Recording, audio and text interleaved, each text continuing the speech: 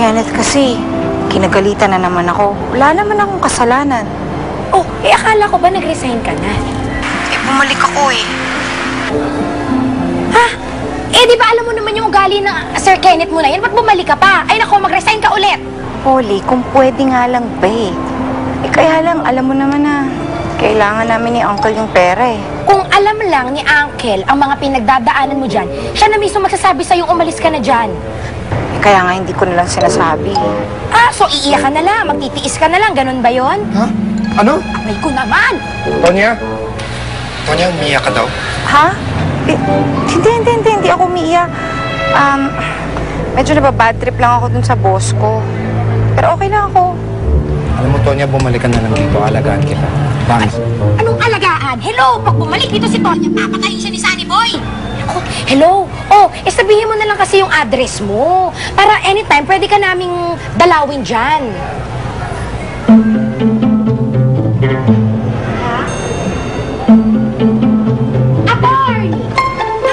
Attorney, yes! Marami akong kaso. Hello, Chubby ka! Chubby! Ha?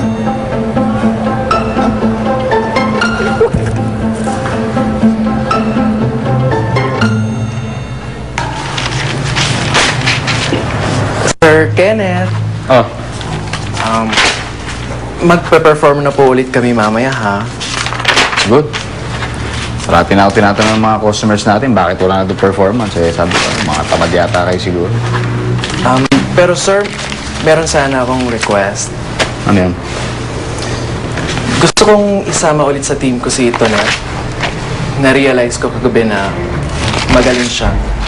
Gusto ko siyang makatrabaho. Wala?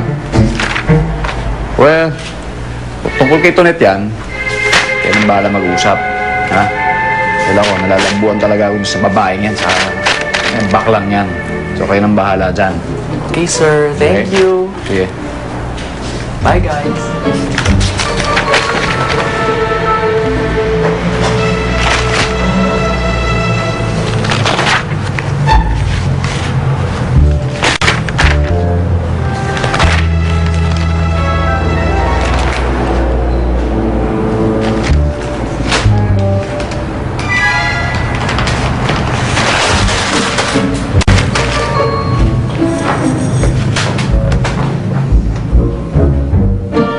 Nabalitaan mo na ba? Yung pinagkakalat ni Vodka, na backup ka na lang daw niya ulit. Ayun, kinausap niya si Sir Kenneth, pumayag daw. Siyempre, papayag yun, no? Lagi naman ganun yun, eh. Parang bang lagi akong pinaparusahan. Alam mo, hindi ko siya talaga maintindihan. Hindi ko alam kung mabait siya o masama talaga ang ugali niya. Kasi pag minsan, in fairness, mukha naman siyang mabait. Lalo na kung nalulungkot. Mabait naman talaga si Sir Kenneth, di ba nang dumating siya dito? Siguro sa inyo lang, pero sa akin hindi, no? Hay nako, try mo maging ka-roommate yung lolo mo. Naku, daig pang babaeng nag-PMS. Tsaka. Roommate, alam mo, intindihin mo na lang. Baka maraming iniisip yung tao. Tsaka napipressure dito sa club. Swerte mo nga ka-roommate mo eh. Ako, hindi din, no? Hindi talaga, no? Ay, nako, te! Kung pwede lang mayari na kaagad yung room na dapat kong lipatan, eh, para makalayo-layo na ako sa Kenneth. Ako! Hi! Hi! How are you? How are you? Anong bago? Wala naman. Wala lang. Gusto ko lang dalawin ang aking pumpkin. Masama ba yun? Alam mo? Na-miss kita. Grabe, ang sweet-sweet mo naman. Sweet!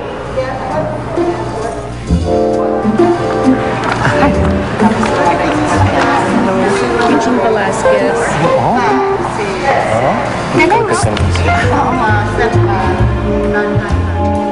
Yung my favorite mo. Wow, ang dami! Cheese and barbecue flavor na chicha corn. Thank you. Thank you. Wow, ang dami naman ito. Oo. Parang magandang racket ng parlor, ah. Of course, talagang nakaraket kami ni Pepsi kasi merong isang nagpakasal tapos kinuha kami. Kaming nag-mook up sa lahat ng mga ninang hanggang sa flower girl. Ay, ang saya-saya naman. Ay, teka muna. Ayusin ko lang po tong ano ko mga gamit ko para may naku, ano ba? maupuan ka. Oy, huwag ka na magpagod. Dito lang ako uupo. Ay, bakit? Ano? Bakit? Kay Sir Kenneth yan. Eh, ayaw niya nang may nakikialam, hinahawakan, o umupo dyan sa Tama ito ni Sir Kenneth? Oo, naku. Akin, wag. Tayo ka na dyan. Tayo ka na. Bango, unan pa lang, lalaki. Oo, mabango talaga, pero ibaba mo na yan kasi ayaw na pinapakialaman yung mga Unan gamit pa lang, niya. ulam na, Diyos ko. Halika na. Ay, teka. Sinich itich. Naku. Sinong muher ito, ha? Huwag yan ako. Off-limits tayo dyan ako. Lalo na yan. Bawal yan. Magagalit yun pag dumating yung patay ako. Wala pa naman siya, sandali lang. Pag-aralan ko lang ang kanya. Tess, maganda ang pagkakamukap sa kanya, ha? Maganda nga siya. Tsura itong baklitang ito. Oo, ganda nga. Ay! Hi, Sir Kenneth! Binisita lang ako ng auntie ko, oh. Okay. Ay, Hi! ha? Ito. Mag-uusap pa ba kayo? Oo, sana po. Kwentuhan lang. Opo. Baka pa pwede sa labas na lang kasi pagod ako eh. Gusto ko sana magpahinga. Sige po.